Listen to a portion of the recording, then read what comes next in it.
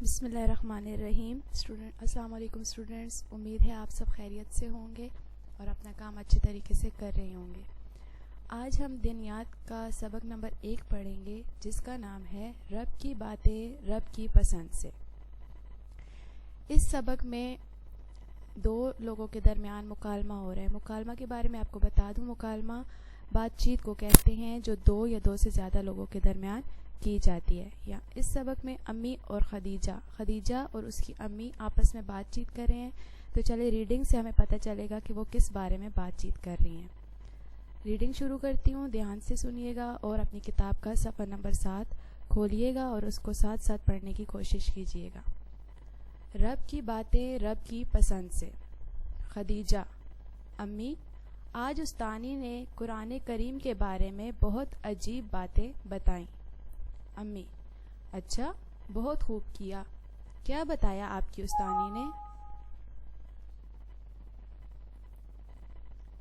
خدیجہ: امی، استانی نے بتایا کہ اللہ تعالیٰ نے پہلے جو 3 کتابیں توریت، زبور اور انجیل اتاری وہ صرف اسی زمانے کے لوگوں کے لیے تھی، لیکن قرآن کریم اللہ تعالیٰ نے قیامت تک آنے والے تمام انسانوں کے لیے نازل کیا۔ امی: جی میری بٹیا، اور اللہ تعالیٰ نے خود اس کی حفاظت کی ذمہ داری بھی لی ہے۔ خدیجہ: امی، حفاظت کی ذمہ داری بھی لی ہے، کیا مطلب؟ میں نہیں سمجھی۔ امی: بھائی، اللہ تعالیٰ اپنے کلام کی قیامت تک حفاظت فرمائیں گے، کوئی بھی اس میں کمی بیشی نہیں کر سکتا۔ اللہ تعالیٰ نے گزشتہ آسمانی کتابوں کی حفاظت کی ذمہ داری نہیں لی تھی، اس لیے ان میں تبدیلی ہوئی، لیکن قرآن کریم میں کوئی رد و بدل نہیں ہو سکتا۔ رد و بدل مطلب تبدیلی۔ خدیجہ: جی امی، استانی صاحبہ نے یہ بھی بتایا تھا اور اس کے ساتھ ساتھ یہ بھی کہ اللہ تعالیٰ نے اپنی اس کتاب کو پڑھنے اور یاد کرنے کے لیے آسان بنایا ہے۔ امی: جی بالکل، آپ نے دیکھا ہی ہے کہ آپ کے دونوں بھائیوں اسد اور انس نے قرآن کریم حفظ کر لیا ہے۔ ہر سال دنیا میں لاکھوں لوگ قرآن کریم حفظ کرتے ہیں، اور ایک مزے کی بات بتاؤں؟ خدیجہ: وہ کیا امی؟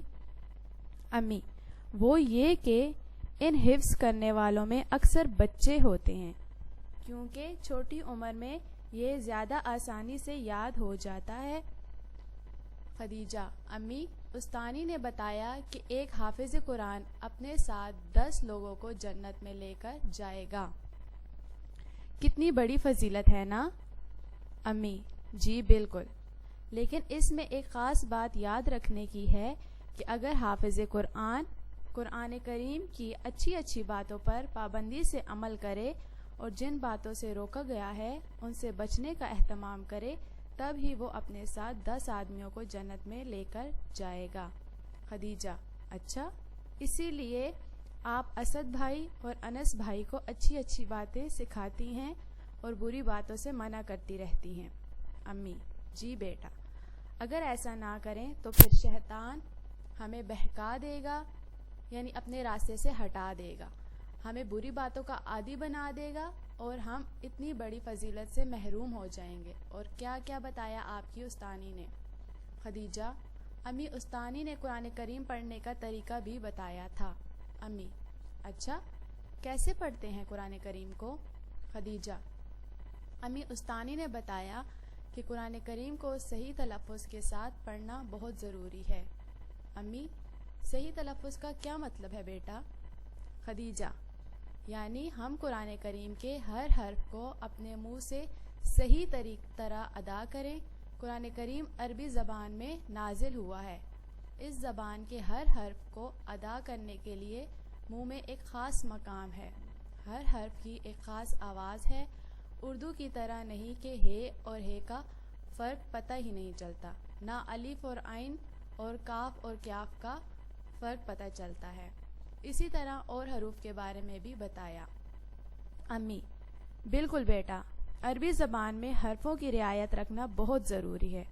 اگر ہم حروف کو صحیح طرح ادا نہیں کریں گے تو الفاظ کے معنی بالکل بدل بھی سکتے ہیں۔ خدیجہ: اچھا امی، معنی بالکل بدل بھی سکتے ہیں؟ یہ تو آپ نے بڑی عجیب بات بتائی۔ جی بچوں، صفحہ نمبر 7 اور 8 میں آپ کو قرآن کریم کے بارے میں بتایا گیا ہے کہ قرآن کریم اللہ تعالیٰ کی آخری کتاب ہے اور قیامت تک کے تمام انسانوں کی رہنمائی کا ذریعہ ہے۔ قرآن کریم کی حفاظت کا ذمہ اللہ تعالیٰ نے خود لیا ہے، یعنی اس میں کوئی بھی تبدیلی نہیں کی جا سکتی۔ قرآن کریم سے پہلے جو کتابیں اللہ تعالیٰ نے دوسرے نبیوں پر نازل کی، ان میں تھی توریت، زبور اور انجیل۔ ان میں لوگوں نے رد و بدل کیا تھا، یعنی تبدیلی کمی بیشی کی تھی اپنے حساب سے، لیکن قرآن کریم کی ذمہ داری، حفاظت کی ذمہ داری اللہ تعالیٰ نے لی ہے، اس لیے اس میں کوئی تبدیلی نہیں کی جا سکتی۔ اس کے علاوہ قرآن کریم کو یاد بھی کیا جا سکتا ہے، اور جو لوگ قرآن کریم کو یاد کرتے ہیں انہیں حافظ قرآن کہا جاتا ہے۔ حافظ قرآن اپنے ساتھ 10 لوگوں کو جنت میں لے کر جائے گا، یعنی قرآن کریم کو حفظ کرنے والا اور اس کی اچھی باتیں جو سکھائی گئی ہیں ان پر عمل کرے گا اور بری باتوں سے اپنے آپ کو روکے گا، تو وہ حافظ قرآن اپنے ساتھ 10 لوگوں کو جنت میں لے کر جائے گا۔ اسی طرح قرآن کریم کو صحیح تلفظ کے ساتھ پڑھنا بھی بہت ضروری ہے۔ اگر ہم صحیح تلفظ کے ساتھ قرآن کریم کو نہیں پڑھیں گے تو اس کے الفاظ کے معنی بالکل بدل جائیں گے اور اس سے ہمیں گناہ ملے گا۔ اس سے ریلیٹڈ صفحہ نمبر 7 اور 8 سے ریلیٹڈ کوسچن آنسرز آپ کو بتاتی چلوں۔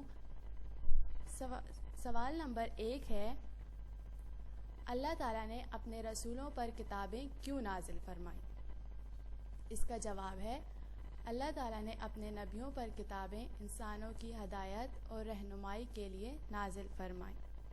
سوال نمبر 2 ہے، اللہ تعالیٰ کی آخری کتاب کون سی ہے اور یہ کس نبی پر نازل ہوئی؟ اس کا جواب ہے، اللہ تعالیٰ کی آخری کتاب قرآن مجید ہے اور یہ حضرت محمد صلی اللہ علیہ وآلہ وسلم پر نازل ہوئی۔ سوال نمبر 3 ہے، قرآن کریم کو صحیح تلفظ سے پڑھنا کیوں ضروری ہے؟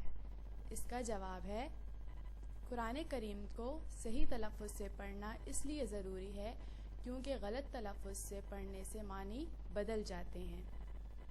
سوال نمبر 4 ہے، قرآن کریم یاد کرنے والوں کو کیا کہتے ہیں؟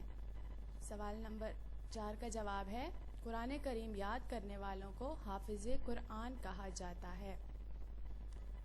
سوال نمبر 5 ہے، حافظ قرآن اپنے ساتھ کتنے لوگوں کو جنت میں لے کر جائے گا؟ اس کا جواب ہے، حافظ قرآن اپنے ساتھ 10 لوگوں کو جنت میں لے کر جائے گا۔ یہ سوال نمبر 1 سے سوال نمبر 5 تک کے جوابات تھے۔ اب آپ لوگوں کے گھر کا کام یہ ہے کہ سوال نمبر 1، 2، 3، 4 اور 5 آپ نے اپنی کاپی پہ لکھنے ہیں اور یاد بھی کرنے ہیں۔ امید کرتی ہوں آپ کو اچھے طریقے سے سمجھ آ گئی ہوگی اور آپ اپنا کام اچھے طریقے سے کاپی پر لکھیں گے۔ شکریہ۔